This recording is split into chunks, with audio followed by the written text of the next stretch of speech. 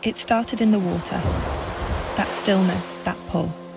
The feeling that something ancient and unsaid was making space for you, even before you knew how to ask for it. For some, it's solitude or the mountains. For me, it was a wave on the north shore of Oahu that held me just long enough to remember who I was, before I started trying so hard to become someone else. That's the thing about adventure. It doesn't always start with a declaration. Sometimes it starts with a feeling, a nudge. And you say yes before you even know what it is you're saying yes to. The next yes looked different. It began with a piece of wood, Koa, native to Hawaii.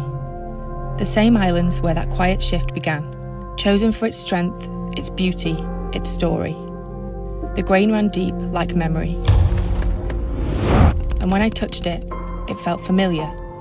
Not like recognition, but like rhythm. Craftsmanship is more than tradition, it's attention. Every cut, every contour, shaped with care. This wood, once destined to adorn the inside of something refined, was now becoming something meant to move through another medium. You listen to the wood, you let it tell you what it wants to become.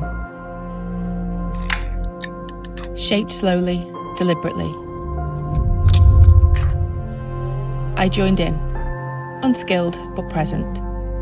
Not to control it, but to understand it, to earn it. This wasn't about the waves it would meet. It was about where it had already been. It wasn't shaped by one person, but by collaboration.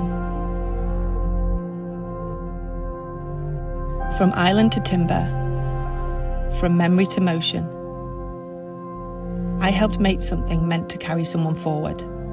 Driven towards the sea, it was made to move through the world with grace, and me still following that quiet yes. Adventure isn't always a leap. Sometimes it's a series of quiet decisions, to go, to listen, to shape something. A board, a coast, a life.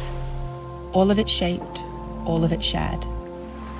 Because we don't go looking for adventure to prove anything. We go because something in us wants to feel again. And if we're lucky, we build something that brings others on the journey with us.